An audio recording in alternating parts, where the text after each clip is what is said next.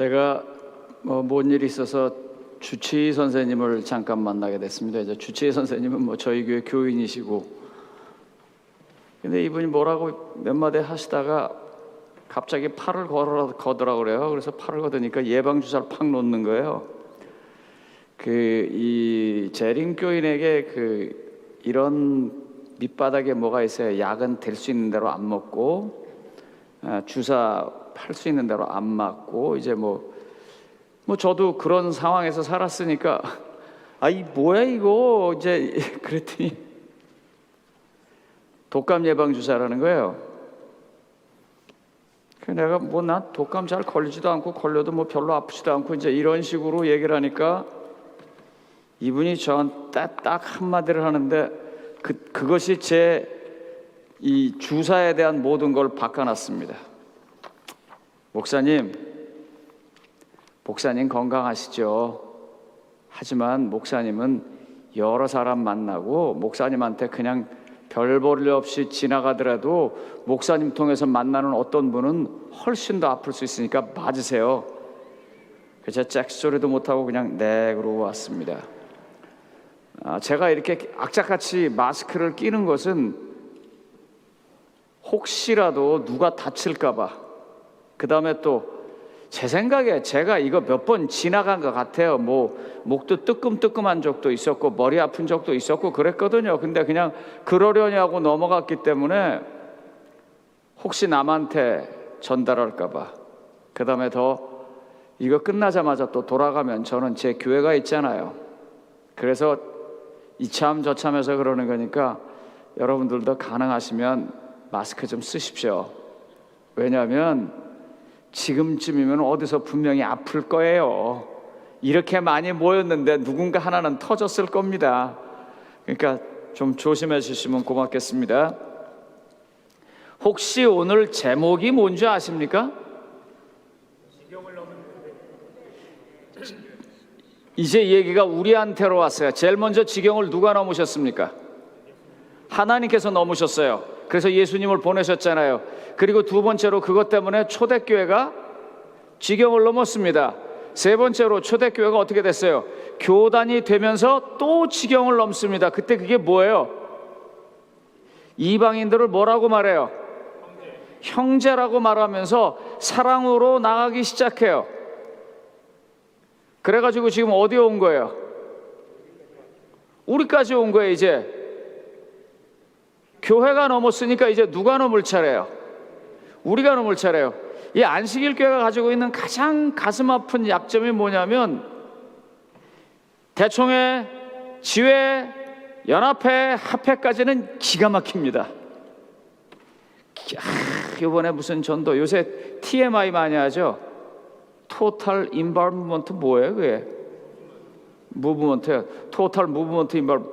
그래갖고 쫙 오는데 정작 총칼을 두고 나가야 하는 뭐예요? 사실 보병이 있는 건 교회예요. 여기서 안 돼요. 설교 잘하고 간증 좋고 다 좋은데 내가 안 되면 뭐예요? 또 똑같은 거예요.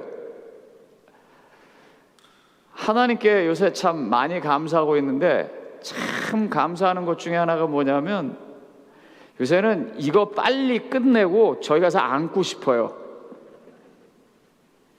왜냐하면 요 뒤에 오시는 선교사분께서 무슨 간증을 하실지. 제가 어제 같이 기도하면서 이렇게 기도를 했어요. 우리가 삶 속에서 자연스럽게 박수 쳐보면서 예배 들어본 게 얼마만인지, 예?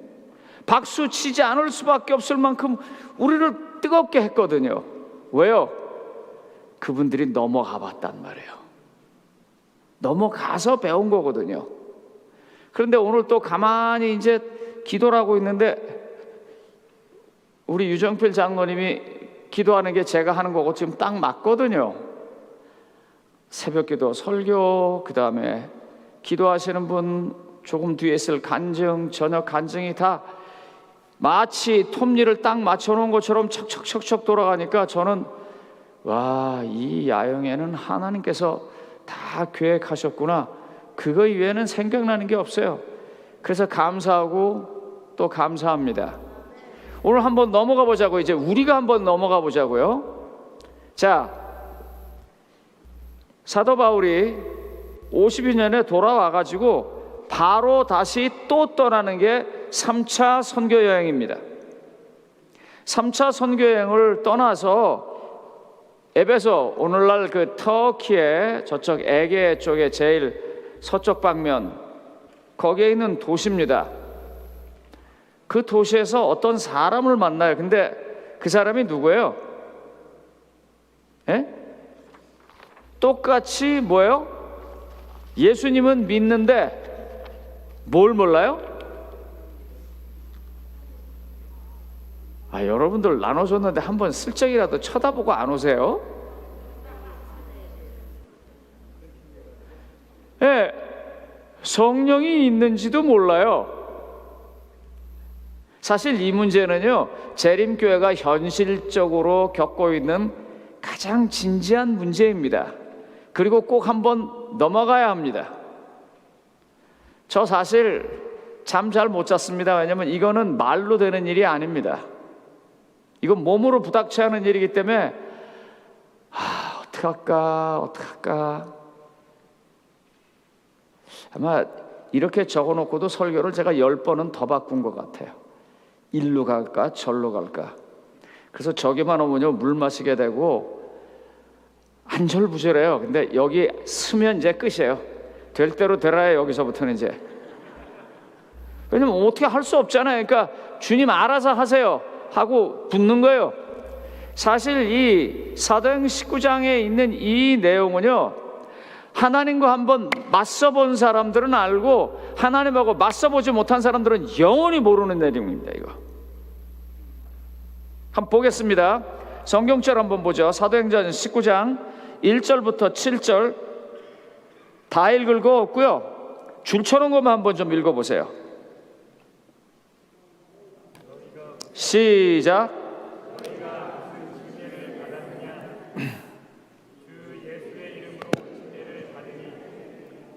예, 여기 침례 안 받으신 분이 별로 없으실 거고 대부분 다 받으셨을 거예요. 근데 이 사람들도 침례를 받았어요. 근데 뭐 좀 다른 거예요.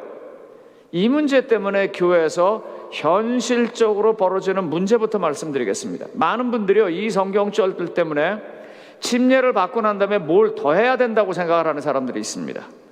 불침례를 받아야 되는데 하면서 무언가 침례라고 하는 그 피지컬 세레모니, 그런 게 하나 더 있어야 하는 줄 생각하는 사람들이 있습니다. 분명하게 말씀드립니다. 없습니다. 그러니까 내가 이거 받고 난 다음에, 내가 예수 이름으로 침례를 받고 난 다음에 내가 이 성령을 받기 위해서는 뭘 해야 되는데 거기에 어떤 세레모니가 있을 거라고, 어떤 형태의 의식이 있을 거라고 생각하는 사람들인데 없습니다. 그래갖고 자꾸 뭘 찾으려고 그래요. 뭐 금식하고 뭐하고 뭐 이거하고 뭐하고 뭐 없어요. 이건 지금 그런 얘기가 아닙니다. 그래서 보통 학자들은 성령의 침례를 성령의 충만과 같은 단어로 봅니다. 그러니까 예수 그리스도를 아는데 다 아는 게 아니에요. 제가 여러분들을 또 흔들게요. 사실 이렇게 흔들어대는 거는 흔들어야 다음 세계가 있기 때문입니다. 성도님 여러분, 진리가 무엇입니까? 가끔 이래요. 우리 안식일교회는 진리교회라고. 좋죠. 여러분들이 또 저게 또 시작을 한다 지금 그럴 겁니다. 진리는요, 예수 그리스도만이 진리입니다. 하나님만이 진리입니다. 제7일 안식일 예수재림 교회가요, 아무리 좋은 교회고 아무리 훌륭한 교회가 우리가 정말 온전히 다 바쳤다고 해도 우리가 하나님을 다 알 수는 없습니다. 이렇게 시작을 합시다. 하늘나라에 가니까 스데반이 와 계십니다. 그리고 오른편 강도도 하늘나라에 와 계십니다. 하나님께서 그 두 분을 똑같이 가리킬 거라고 생각하십니까? 전 그러지 않을 거라고 생각해요. 믿음으로 구원은 받았지만요, 하나님의 그 많은 그 엄청난 보화, 엄청난 축복, 그런 것들을요, 하나님이요 다르게 가리킬 거예요. 결국은 같이 가겠지만. 그러니까 이 마지막 순간에 예수를 영접하고 간 그 오른편 강도는요, 행악자는 훨씬 더 배울 게 많을 거예요. 하나님 나라에서 그에게 그만큼 축복이 많은 거죠.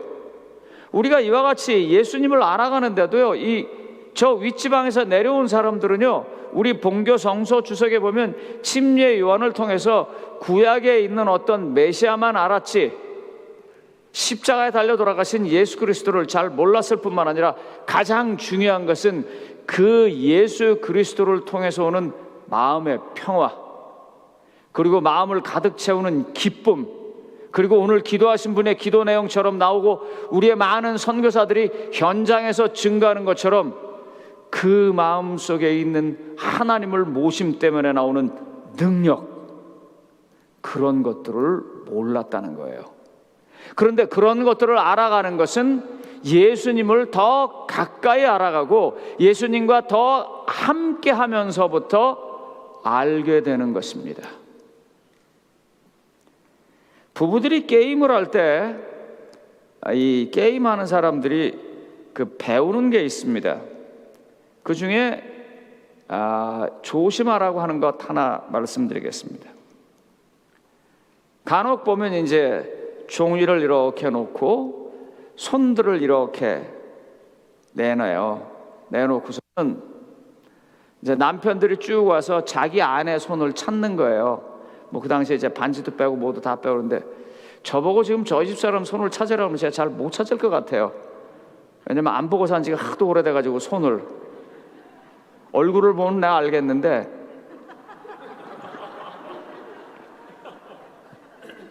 웃자고 한 소리입니다. 그런데 이렇게 손을 내밀었을 때 만약에 우리 이정철 목사님이 김영린 목사님 사모님의 손을 잡았어요. 그러고 이제 뜩 나오는데 보니까 자기 부인이 아니야. 관계가 아주 좋은 사람들은요, 하하하하 웃고서는 아무 문제가 없답니다. 근데 이 관계가 약한 사람들은요, 그게 심대한 타격을 준다 그래요. 남편이 내 손도 못 찾는구나. 에? 저 사람이 나를 사랑하지 않아. 하나님과의 관계도요, 계속해서 발전시켜 나가야 합니다. 어디까지 가야 되냐면 하나님 때문에 기쁠 때까지 가야 돼요. 하나님 때문에 성령이 충만해질 때까지 가야 돼요. 그런데요, 참 감사한 게요, 이걸 하나님 쪽에서 주도적으로 하신다는 것입니다. 제가 제 삶에서 실제적으로 벌어진 일들을 하면서 이 문제를 조금씩 풀어나가도록 하겠습니다. 대학 3학년 때 오재현 목사님 작고 하셨습니다만 설교법을 강의하셨습니다. 평생에 잊지 못하는 강의입니다. 뭐 설교법이라고 그러면 뭐 영어로 뭐고 보통 강의들인데 이분이 딱 오시더니 그런 말을 하나도 안 하시고 딱 이렇게 시작을 해요. 설교란, 목사님들 잘 들으세요. 이건 분명히 맞는 말이에요.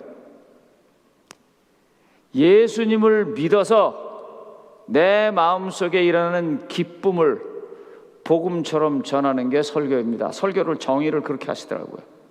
그래서 제가 설교를 쓸 때 그 위에다 그 정의를 써놓습니다. 내가 오늘 설교를 하면서 하나님의 기쁨이 전달되고 있는가 내 내용 속에. 그래갖고 그걸 맞춰봐요. 아니면 다시 써요. 그래서 뭐 신학과 3학년 학생이 들으면서 좋은 얘기네 그러고 이제 뜩 버티고 있는 거예요. 그리고 이분이 강의를 할 줄 알았더니 뭐라 그러냐면 이름을 쫙 써요. 강씨, 김씨, 고씨 뭐 이렇게 쭉 쓰고, 이제 제가 오씨니까 중간쯤 걸리지 않겠어요? 몇 월 며칠 날 설교, 몇 월 며칠 날 설교, 몇 월 며칠 날 설교 그러면서 오 마이. 그 가만히 있다가 이제 끝나고 난 다음에 제가 강의실 끝나고 교수님 사무실에 갔습니다. 뭐 여러분들 보셔서 알지만 제가 그 당시에 읽고 있었던 책들은 이런 거 얘기해도 될려나 모르겠네. 알베르트 까뮈의 반항이라는 책을 참 즐겨 읽었습니다. 뭔 뜻인지도 모르고 읽었습니다. 우리는 농이라고 말해야 한다, 그렇게 시작해요. 농은 아니라는 말이에요. 지금은 뭐 조금 이해합니다. 그 당시에 뭔지도 모르고 사회 부조리에 대해서 노라고 얘기해야 된다. 그래서 내 가슴 속에는 이 앵거가 있는 거예요. 그리고 아라비아 로렌스 그 전기 같은 거 읽어보면서 좋아했어요.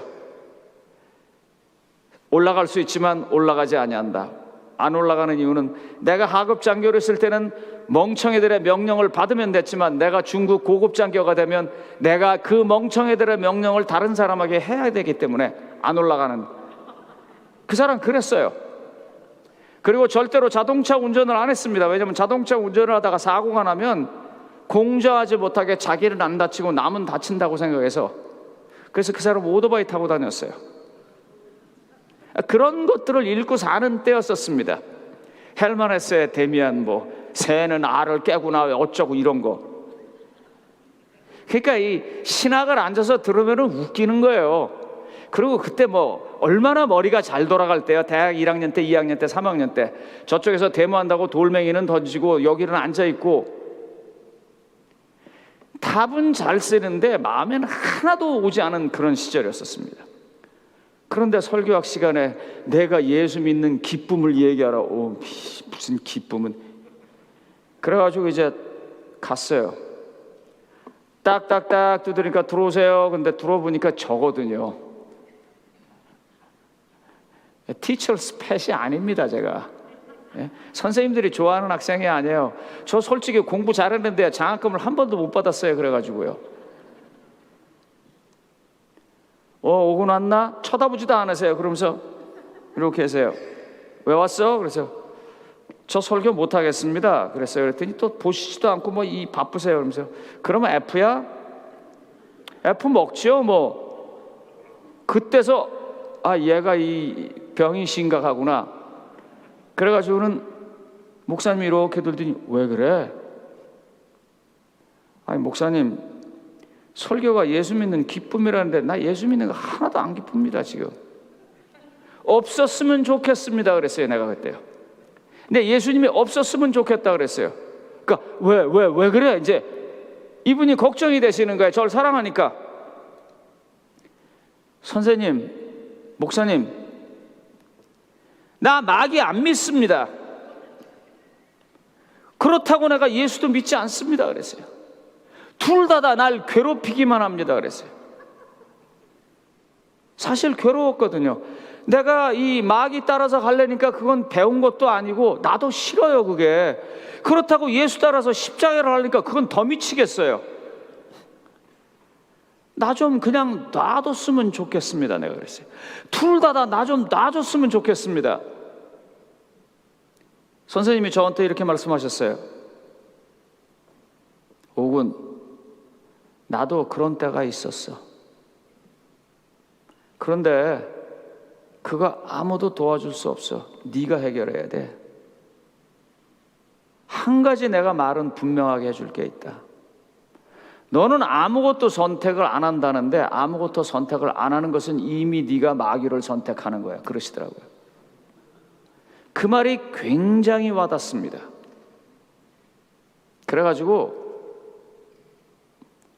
제가 하나님한테 무슨 축복을 받았냐면요, 전 강의를 이렇게 듣고 있으면 저 사람이 이거 시험 내겠다는 게 거의 들려요.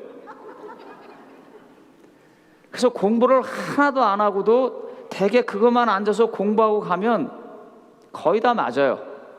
그러니까 빤빤히 놀다가 가서 A를 받는 거예요. 선생님이 얼마나 믿겠어요. 저놈 새끼 맨날 수업 시간에 딴짓만 하고 숙제 내라면 안 내고 그러다 시험 칠 때 보면 잘 나오고. 근데 그날도 그 신약 2라는 과목이 있습니다. 이제 바울 서신, 공동 서신 뭐 이제 그런 것들을 공부하는 법은, 그날은 이제 바울 서신 공부하는 때인데 그걸 듣고 있는데 저건 틀림없이 시험 문제다. 그래가지고 이제 그걸 열심히 준비했어요. 그리고 그게 시험 문제 나오는데 그게 뭐냐면, 내가 그리스도 안에서 종이라도 자유자요, 내가 자유할지라도 그리스도 안에서는 종인이라 하는 그 말이세요. 이가 틀림없이 시험에 나온다. 그래서 열심히 준비했는데 그게 딱 나왔어요. 시험 치고 97점 맞았습니다. 근데 괴로운 거예요. 내가 말은 아는데 이게 내 삶에 뭐냐 이거예요. 다시 말하면 요단 강물 앞에서 지금 발을 넣을까 말까 하고 있는 거예요. 제가 에라 더는 못하겠다 해서 학교를 때려쳤습니다. 살 수가 없어요. 그렇게 계속 살다 미칠 것 같아요. 이쪽에서 예수 잡아당기지, 이쪽에서 사단이 잡아당기지, 찢어질 것 같더라고요. 그래서 관두고 나갔습니다. 나가서 내가 교회 가가지고 내 그대로 한번 해본다. 성경에 해본 대로 해봐갖고 되면 다시 돌아갈 것이고 안 되면 내 이제 다 때려친다. 그러고서는 돌아갔어요. 그래서 그때 학생반 선생을 하면서 있다가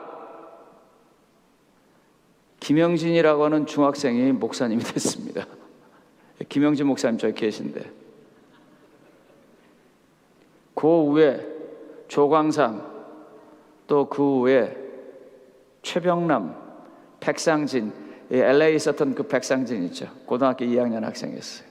또 그 위에 정순기, 이런 분들이 중학생, 고등학생, 국민학생 뭐 그랬는데 그 사람들과 함께 말씀을 제가 전해봤어요. 그냥 저한테는 사실 시험이었었습니다.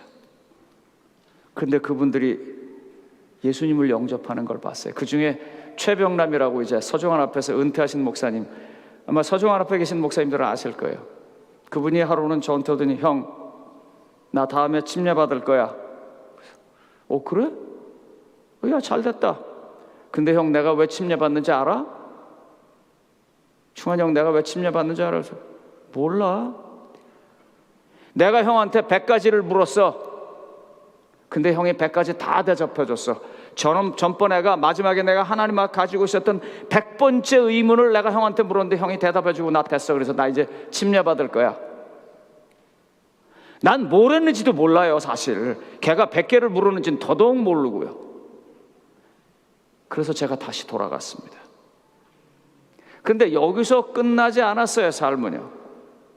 두 번째가 어디서 벌어졌냐면, 교생 실습을 나갔습니다. 저희 고등학교 때 담임 선생님이시던 권혁정 목사님께서 교장 선생님이셨어요. 그리고 저보고 이 교생들이 하는 그 수업을 뭐라 그래요? 무슨 하여간 그 공개 수업하는 걸 저를 보고 하라 그랬어요. 그래서 제가 그 공개 수업을 마치니까 저를 오라 그래요. 그러면서 저를 많이 사랑해 주셨어요. 충환아, 너 목회 나가면 여기저기 옮겨 다녀야 되고 선생하면 도시에만 있고 공부할 기회도 있고 그러니까 너가 오겠다고 그러면 내가 이 학교에다 너 불러줄게. 어떡할래? 그래요. 가고 싶었어요. 선생님 밑에 있고 싶었고, 또 저도 사람인데 전 이제 동중원앞에 소속이니까 제가 가면 어디로 가냐면 서울 동쪽, 그 다음에 강원도예요.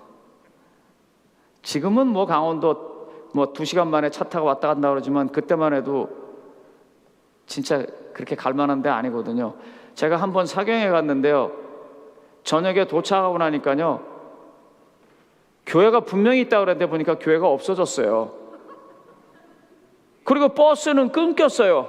날씨는 영하 19도고요. 그런 데가 강원도였었어요. 저 있을 때. 그래서 곰곰이 생각을 하다가 선생님 죄송합니다 그랬어요. 왜? 그러길래 아무리 생각해도 신앙은 칠판에서 하는 것 같지 않아요. 그런데 문제는요, 제가 목회를 나가려고 요만큼도 생각을 안 하고 있었던 놈이에요. 제가 그 당시에. 그런데도 아무리 생각해도 목사님들 잘 들어서 이건 맞는 것 같아, 칠판은 아닌 것 같아요. 그래서 제가 선생님 죄송합니다 그랬어요. 그리고 이제 군대를 갔다 와서 저희 집 사람하고 교제를 할 당시였는데, 저희 집 사람, 그러니까 저희 이제 장인어른이죠. 그 당시에 대한민국 정부에서 실세 몇 번째 들어가는 대단한 권력자였었습니다. 그분이요. 그 당시에는요. 이분이 저를 불러갖고 얘기를 해요. 자네는 어떻게 할 건가? 뭐 아무 생각 없다가 그 소리를 들어가지고, 예, 저는 뭐 배운 대로 해야죠. 그랬더니 제가 목사해야겠습니다 그 말을 못했어요. 왜냐하면 그 생각이 없었거든요. 그냥 신학을 배운 대로 해야죠. 그랬더니 꼭 그거 해야 돼? 그러길래 전 아주 가볍게 신학과 뽑는 회사가 없습니다 내가 그랬어요. 그럼 그냥 넘어갈 줄 알고. 그걸 왜 네가 걱정을 해? 그건 내가 알아서 해줄게. 이제 제가 코너로 몰린 거예요. 그래가지고 이거 어떻게 하나, 순간 이제 막 돌아가는 거예요. 근데 그때 무슨 생각이 자꾸 드냐면, 왜 네가 제대로 배우지도 못한 곳에 남의 도움으로 가려고 하냐? 그건 네 인생을 힘들게 하는 거야. 사실 내가 저는 하나님으로부터 소명을 받은 사람입니다. 전 이제 목사가 돼야 됩니다. 그래서 안 됩니다. 그래야 되는데 내가 그런 사람이 아니었거든요. 그래가지고 죄송합니다 그랬어요. 왜? 저는 제가 그렇게 안 배워서 못하겠습니다. 나중에 알았는데요, 저희 장인어른이 평생에 처음 먼저 누구 취직시켜 주겠다고 말한 거래요. 그게요.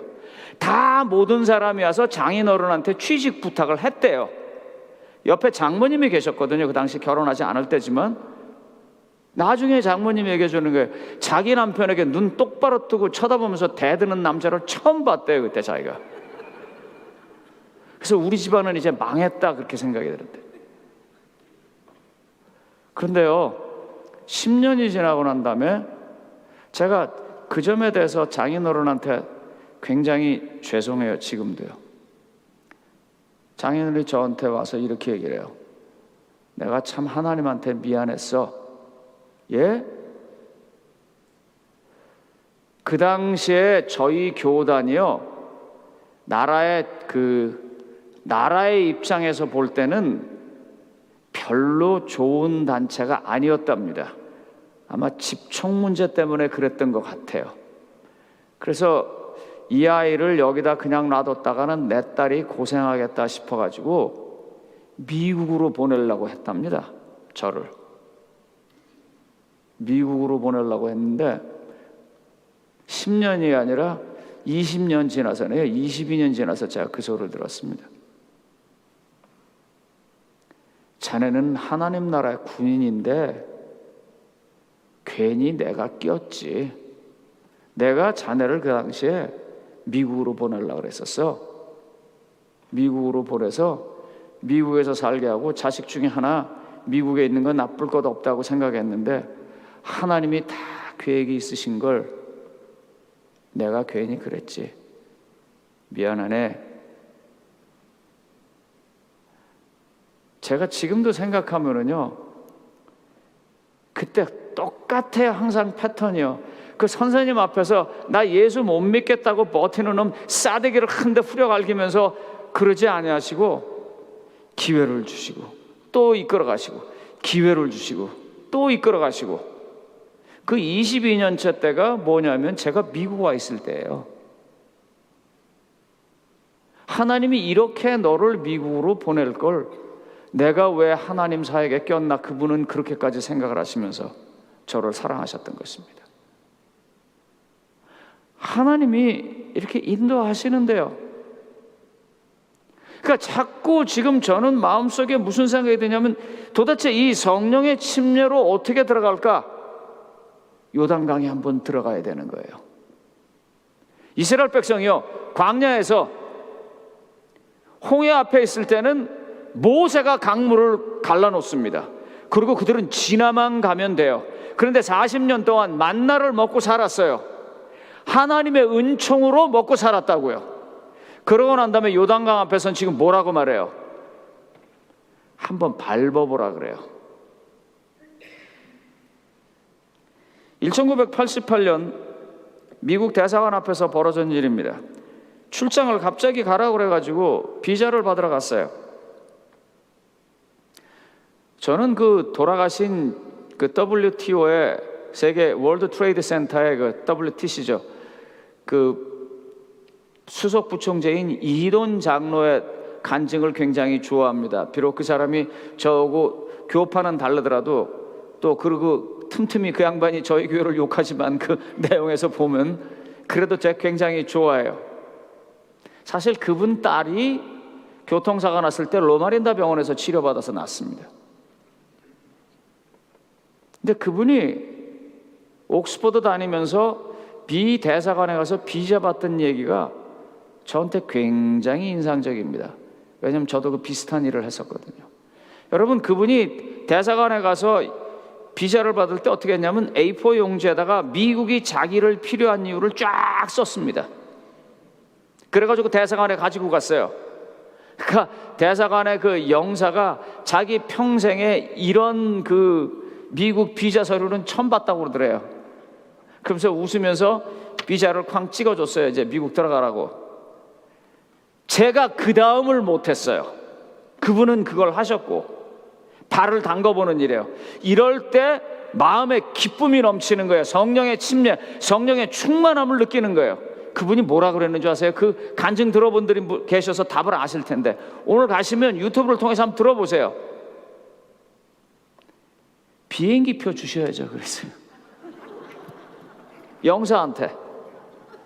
이정철 목사님 이해가 되세요? 왜냐면 미국이 나를 필요로 하는 이유를 쫙 써가지고 갖다 내서 그 사람이 쿵 찍어줬으니까 지금 뭐예요? 미국이 날 부른 거잖아요. 그 비행기표 당연히 줘야죠. 제가 웃자고 웃기는 얘기 하나 하겠습니다. 아유, 1세대가 이렇게 불쌍해요. 이게 식권인데요. 글쎄 제가 바보같이 이거 안 먹으면 협회에 도움이 되는 줄 알고 아침은 거의 안 먹었어요. 집에서 뭐 이거저거 먹고 누가 누룽 주시면 그거 삶아 먹고 그러면서 한 끼라도 아끼자 그러고 이걸 안 썼어요. 나중에 알고 보니까 먹든 안 먹든 돈은 다 낸다네요. 아이 참. 똑같이요. 저 여기 강사로 불렀으니까 티켓도 주고 그런단 말이에요. 그러니까 너 미국이 날 불렀으니까 비행기표 내라 이거예요. 형사가 웃다가 하도 기가 막히게 쳐다보더니 그 당시에 런던에서 뉴욕까지 가는 비행기 미군 군용 화물기가 있었답니다. 10불만 내면 태워준대요. 그래서 그걸 소개해줘가지고 10불 내고 그 군용기 타고서는 뉴욕에 왔어요. 제가 이제 영사관에 가서 비자를 받는데 내 앞에 세 사람을 다 떨어뜨렸습니다. 안 된다 그랬는데 내 바로 앞에 있는 여자는 안 가요. 그냥 거기서 울면서 나 죽어도 가야 된다고. 그러니까 이제 끌려나갔어요. 그래서 그 사람은 안 가니까. 그리고 내가 왔는데 영사가 쳐다보지도 않아요. 내가 이제 서로를 이렇게 내미니까 이러고 있어요. 그래서 Hey, smile 그랬어요. 그러니까 Hey 그러니까 쳐다봤는데 smile 그러니까 이 사람이 푹 하더라고요. I know you look so tired. 내가 그랬어요. 그랬더니 나 미치겠다 그래요. 나 너무 힘들다고. 쉬엄쉬엄 하라고 이제 영어로 주고받고 이렇게 얘기하니까 이 사람이 이제 서류를 안 봐 이렇게 보더니 그냥 쿵 찍어주면서 넌 가래요. 그러면서 이제 호남 사투리로 전라도 사투리로 빈정상한 소리를 하는 거예요. 너 그런데 가서 안 오면 네 뒤에 있는 안식일교회 목사들이 나한테 걸리면 다 못 간다 그래요. 살짝 열이 받았어요. 그래갖고 야, 나 군인이야 그랬어요. 그러니까 이 사람이 조금 전까지 목사라는 놈이 갑자기 나 군인이야 그러니까 쳐다보는 거예요. 그래서 I'm a soldier for the Lord. No matter what you say, if my God said you stay, I will stay. 내가 그랬어요. 그때 알았다고 가라고. 그게요, 제 미국 생활에 굉장히 큰 힘이 됩니다. 물론 그땐 출장 갔다 다시 오고 이제 나중에는 다른 비자로 왔습니다만, 그리고 미국에서의 모든 사람들이 하나님과 맞서서 하나님 나 안 믿어져요, 하나님 나 힘들어요, 하나님 나한테 왜 이러세요? 그럴 때 단 한 번도 그분은 내게 뭐 이런 놈이 다 있어 그렇게 나오지 않으셨어요. 그때마다 또 붙잡아 주시고 또 이끌어 주시고 저를 지켜주셨어요. 여러분 아시는 것처럼 제가 벌티모어 교회에서 가든그로브 교회에서 로마린다를 와서 이렇게 하나님의 교회를 섬기고 있습니다. 제가 교회에서 받는 사랑은 참 이루 말할 수가 없습니다. 혼자 생각해 뭘 잘했다고 이렇게 하시나. 다 하나님의 은혜입니다. 그러니까 간절히 바라기는요, 안 되면 괜히 되는 척 하지 마시고 맞서 보세요. 제가 어제 듣고 있는데요, 어제 그 목사님 오셨어요? 김중훈 목사님 여기 계세요? 어디 가서 또 전도하는 모양이네요. 예? 뮤지컬, 맞아. 그 25kg 쌀을 갖고 가서 150명을 먹일 때 다 먹었다는 거. 그분은 그 얘기할 때 얼마나 신나겠어요. 기쁨이 충만한 거예요. 이 위쪽에서 온 사람들이 크게 없었던 것입니다. 논리적으로 뭔 알지만 사실 논리는 너무 약해요. 오늘 돌아가시면은요, 누가복음 8장과 9장을 좀 읽어봐 주시기 바랍니다. 거기 보면은 이렇게 나오는데 지금 이게 제가 하는 마지막 사역 중에 하나입니다. 누가복음 9장에 보면은요, 예수님이 엘리야와 그리고 모세를 만나서 당신의 죽음에 관해서 이야기하고 아주 광채가 빛이 나는 장면을 보게 되는 이야기가 나옵니다. 여러분, 사람이요, 죽음을 이야기할 때 광채가 나는 게 좀 이상하지 않습니까? 그냥 그 성경절을 그냥 보고 지나가셨죠? 그런데 제가 이게 자꾸 들어오는 게 뭐냐면, 제가 장례식을 굉장히 많이 해야 되고 저 또한 머지않아 글리 갈 거예요. 그래서 제가 이런 생각을 하고 가끔 얘기를 해요. 친구들하고 얘기하고 교인들한테 얘기하는데요, 우리 로마렌다 교인들 잘 들으십시오. 어느 날 제가 갑자기 여러분들한테 오라고 그래서 밥 한번 먹자 그러면 오세요. 그리고 저한테 좋은 얘기 많이 해주세요. 왜요? 나 죽은 다음에 해봐야 나 하나도 못 들어요. 유울로즈 한번 보세요. 조사할 때 보면 세상에 그렇게 좋은 사람이 없어. 그죠? 그런데 그거 살았을 때 들으면 얼마나 용기가 나겠어요? 이제 그런 것들이 제가 혼자 생각으로 장례식을 바꾸는 거예요. 그래서 제가 그러려고 그래요. 장례식 전에, 죽기 전에 한번 다 불러다 놓고 밥 잔뜩 사 먹이고 아주 잘해주고 나 그동안 잘했던 것에 대해서 한번 좀 얘기를 해보라고 다 듣고 나서 헤어지고 난 다음에 장례식은 저 혼자 조용히 그냥 하려고 그래요, 지금.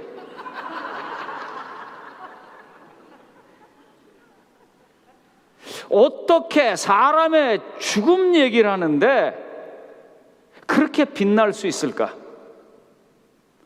그런데 그 누가복음을 보면은요, 이렇게 표현을 해요. 별세에 관해서 이야기했다. 죽음이 아니고 뭐예요? 떠나는 거예요, 어디로? 세상을 떠나서 고향으로 돌아가는 거예요. 얼마 전에 제가 좋아하는 친구이고 함께 많은 일들을 했던 구현서 목사가 주 안에서 잠들었습니다. 속이 많이 상했어요. 눈물도 나고. 근데 요즘은 가끔 그런 생각해요. 그래, 만약에 내가 죽었는데 가니까 거기 구현서 목사님도 계시고 누구도 계시고 또 그러면 거기도 살만하겠다. 제가 지금 영혼 불멸 얘기하는 거냐 그렇게 생각하시면 안 돼요, 여러분. 만약에 그렇게 죽음이 우리들이 그리워하고 우리들이 원하고 바랬던 어떤 세계로 하나님께서 약속해 주시는 것이라고 한다면 죽음은 빛날 것입니다. 그런데 우리가 언젠가 그리 간단 말이에요. 우리가 성령 안에서 충만해서 바로 이와 같은 예수님의 경험들을 알기 시작하면 우리도 그때 빛날 수 있습니다. 그런데 그 대목을 쭉 읽어보면은요, 그냥 하는 게 아니에요. 야이로의 딸이 아프다고 그래서 예수님이 갑니다. 그 일이 있기 전에 이게 일어나는 일이에요. 그런데 거기에 누가 나타나냐면 혈루병 앓는 여자가 나타납니다. 슬쩍 옷깃을 만지고 그 다음에 병이 낫고 기가 막힌 일이 계속 벌어집니다. 그래서 그 여자도 병이 났고 죽었다고 하는 야이로의 딸도 살고, 그러니까 그런 얘기를 계속 듣고 보고 하니까 사람들은 계속 모이고, 사람들이 계속 모이면 또 얘기하다 보니까 배가 고프게 됐는데 5,000명이나 모였어요. 그래서 5,000명을 보리떡 5개와 물고기 2마리로 먹입니다. 이쯤 되면 예수님의 제자들은 어떤 사람이 돼야 하나요? 이쯤 되면요, 성령 충만한 사람이 돼야 돼요. 이쯤 되면요. 다 봤잖아요. 죽은 사람 살리는 것도 봤고, 아픈 사람 고치는 것도 봤고, 배고픈 사람 기적적으로 먹이시는 것도 봤고, 아름다운 수도 없는 설교를 들었고. 그런데도요, 우리가 모르는 예수가 여기 또 하나 있는 거고, 이것 때문에 성령의 충만에 못 가는 거예요. 그래서 이 윗지방에 온 사람들이 예수를 잘 몰랐기 때문에 예수님을 알고 침례받으니까 성령이 온 건데 뭐냐 하면 죽음이었었습니다. 너희들은 나를 누구라 하느냐? 뭐 선지자지요, 엘리야지요, 그렇게 말하니까 니들은 누구라고 생각하니까 베드로가 뭐라 그래요? 이 이야기가 이제 마태복음 16장에 있는 얘기에 쭉 연결되는 겁니다. 마태복음 여기저기 이야기를 쓰고 있지만 누가복음은 순서대로 쓰기 때문에 누가복음의 순서대로면 여기 들어가는 얘기예요. 주는 그리스도시요 살아계신 하나님의 아들입니다. 그랬더니 잘했다. 주는 그리스도시요 살아계신 하나님의 아들이기 때문에 이제 예수님은 어떻게 하려고 그러냐면 죽음을 넘어가려고 그래요. 그래서 그 별세의 장면을 보여주고 다 그런 거예요. 근데 제자들은 그걸 못 받아들여요. 예수를 아직 모르는 거예요. 죽음이라고 하는 그 작은 이 장애물 앞에서 그들이 주춤거리고 있는 것입니다. 그래서 안 돼요, 선생님 그렇게 하면 안 돼요. 그러니까 뭐라고 말했어요? 예수님이 사단아 내 뒤로 물러가라 그랬어요. 성도님 여러분, 이 서부 여연암 야영에 1세대 분들이 저한테 하시는 말씀이 이런 말입니다. 재미없다고, 오고 싶지 않다고. 왜냐하면 친구들이 없기 때문이에요. 그래서 제가 조상문 장로님한테 그랬어요. 장로님, 저기 휠체어 타고라도 여기 끝까지 오시라고. 왜냐하면 조장로님이 와 계시는 것만으로도 많은 사람들이 가야겠다는 모티베이션이 됩니다. 그게. 저도 사실 내년에 올까 그런 생각을 제가 사실 좀 했어요. 왜냐면 와 봐야 우리 이정철 목사님 같은 경우는 제 아들보다 나이가 어립니다. 저분들한테 내 눈치 배거든요. 저 사람들은 내가 불편할 거고 나는 저분들이 눈치 배고, 그래서 안 올까 그런 생각을 했어요. 근데 생각을 좀 바꾸려고 그럽니다. 악착같이 올라고 지금 그래요. 이럴 때 박수 한번 치시면 좋을 텐데.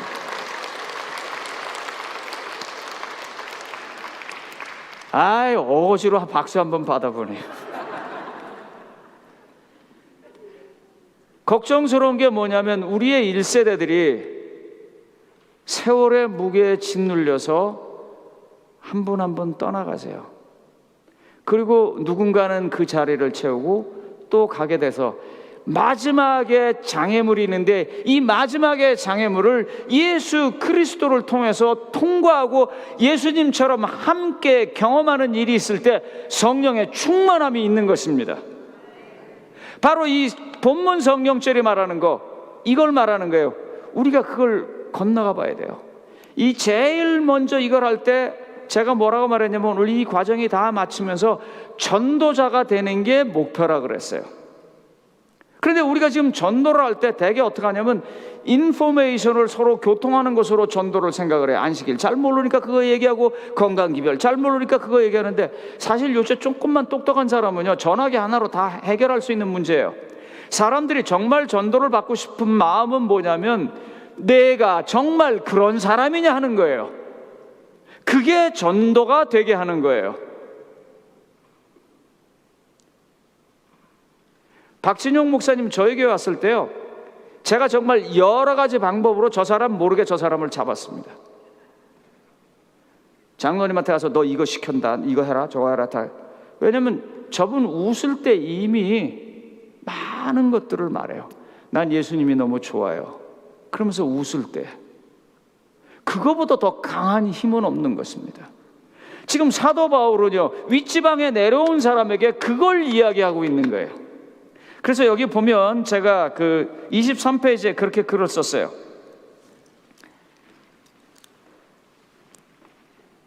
제일 윗단에 읽어보겠습니다. 그들은 회개의 조건으로 침례를 받고 더 개선된 삶을 살고 있었던 것이 분명하지만, 딱 이게 누굽니까?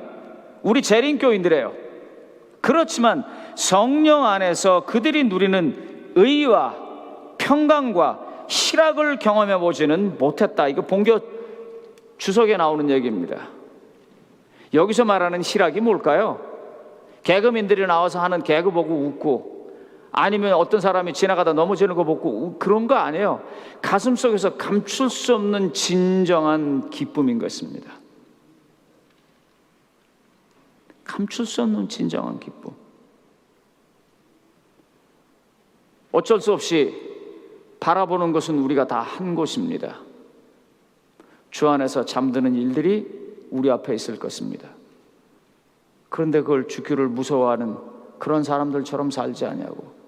아, 저것은 하나님을 이제 여러 가지 것으로 만나다가 이제 온전히 만나는 순간이 왔구나. 예수는 끊임없이 이렇게 얘기를 해요. 그런 얘기를 할 때마다 인자가 서기관들과 제사장들에게 잡혀서 죽지만, 십자가에 고난을 당하고 죽지만 사흘 만에 부활하리라는 얘기를 하거든요. 그런데 제자들은 이상하게 그 사흘 만에 부활하는 얘기를 안 듣고 고난받고 죽는다는 것만 쳐다보는 거예요. 그래서 안 돼요 하는 거예요. 예수님의 강조점은 언제나 그것인데요, 우리가 그 예수님까지 알아가는 것입니다. 그 예수님을 알아가게 하려고 많은 선교사분들이 하나님의 신비한 역사가 어떻게 벌어지는지, 북한에서 있었던 이야기 하나 하고 마치겠습니다. 저에게 교인이 북한에 갔었습니다. 그분이 가서 이제 한의사기 때문에 침을 놓는데 이상하게 잘났더래요. 그러니까 거기 있던 환자들이 북한에서, 거긴 고려의학이라고 하는데, 고려의학을 공부하신 의사 선생님들이 해도 안 되는데, 그러니까 한 번은 오라고 그러더니 이제 북한 의사들을 쭉 많아놓고서는 선생님은 뭘 하길래 그렇게 잘 고치냐고 그 강의를 좀 해달라는데, 이분이 50이 다 돼갖고 공부를 한 사람이에요. 그 젊어서부터 공부한 그 사람들하고 절대로 이 정보전에서 이길 수 없습니다. 하나님의 성령이 그를 도와주는 모습을 제가 봤습니다. 그가 이렇게 말했어요. 그 순간 하나님께서 자기에게 이렇게 말하라고 가르쳐 주는 것 같더래요. 선생님들, 침을 꺼내고 주사기를 하나 달라 그래서 2개를 딱 보여주면서, 주사기에는 약이 있어서 약을 집어넣어서 병을 고치는데 왜 이 아무것도 없는 침은 병을 고치느냐고. 그러니까 이제 의사들이, 그 북한에 계신 의사 선생님들이 이렇게 듣고 있다가 대답을 못하는 거예요. 그때 이분이 얘기를 했어요. 우리는 이 침을 누름으로 해서 우리 몸속 안에 내재되어 있는 그 약을 찾아내는 것입니다. 저는 그거를 찾아내서 치료하고 있습니다. 그러면서 이분이 그 다음에 뭐라고 그러냐면, 이거는 부모가 물려준 것이고 이것은 조물주가 넣어준 것입니다. 그리고 딱 멈춰서, 그 사람들 다 알아듣죠. 그러면 저 예수쟁이 의사가 지금 뭐 하는 거예요? 하나님이 준 것을 찾아낸다고 말하는구나. 그 어려운 땅에서 하나님께서 그렇게 사역을 할 수 있도록 도와주셨어요. 그러니까 이 장로님은 오면서, 내가 이제 다니면서 어디 가면 그 얘기 좀 하라고 그래요. 간증하라고. 얼마나 즐겨하면서 하는지 몰라요. 그때 그분은 너무 행복해 하세요. 하나님이 자기 안에서 역사하신 경험을 말하고 있기 때문입니다. 그게 전도이고, 전도자는 그걸 하는 일입니다. 그러기 위해서 어떻게 해야 돼요? 예? 발을 담그셔야 돼요. 발을요. 우리 페이지 23페이지 계속 보겠습니다. 중반에 사도행전 19장 1절로 7절 중 부분 발췌한 부분을 제가 읽겠습니다. 내 뒤에 오시는 이를 믿으라 하였으니 이는 곧 그리스도 곧 예수라거늘 그들이 듣고 주 예수의 이름으로 침례를 받으니 바울이 그들에게 안수하며 성령이 그들에게 임하시니. 성도님 여러분, 우리 다 예수 이름으로 침례 받았는데 그 예수님이 어디까지인지 한번 좀 생각을 해보세요.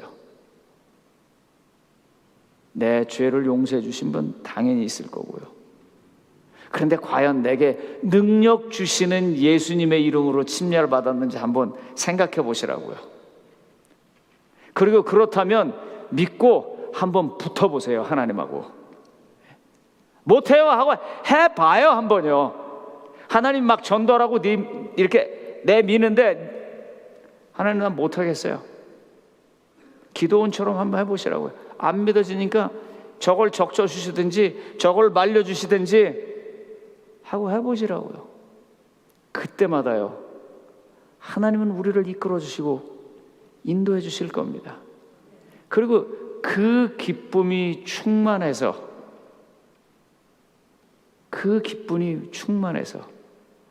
전도자가 되는 것입니다. 자꾸 인포메이션 생각하지 마세요. 우리 너무 많이 알아요. 그리고 인포메이션 갖고 되는 세상도 지금은 아닙니다. 그러나 하나님을 만났고 하나님 안에서 주는 기쁨과 하나님께서 주시는 능력을 갖고 있으면 됩니다. 그 능력을 이제 내 뒤에 계신 저 목사님이 또 내 되게 기대돼요. 지금요. 저분은 또 뭘 우리에게 보여주실지. 성도님 여러분, 한번 해봅시다. 이제 이건 다 끝났어요. 그러니까 다 끝나고 이제 한번 해봐야겠다고 하지 그것도 안 하고 있으면 소용없잖아요. 그죠? 기도하겠습니다. 하나님 아버지, 새벽 시간은 새벽 시간대로 기초를 다쳐주시고 또 이제 그 기초 속에서 있는 역사 속에 있는 교회의 열매들을 보게 하시고 이제 그 열매의 완성을 위해서 주님의 귀한 종이 나와서 사역의 열매를 보여주게 하시니 너무너무 감사합니다. 기대되고 가슴이 벅찹니다. 하나님 아버지, 이 감정 여기서 끝나지 아니하고 우리의 삶을 바꿔서 우리가 나아갔을 때 전도자 되게 하여 주시고 주의 기쁨이 함께 나눠지게 하여 주시옵소서. 예수님 이름으로 기도드립니다.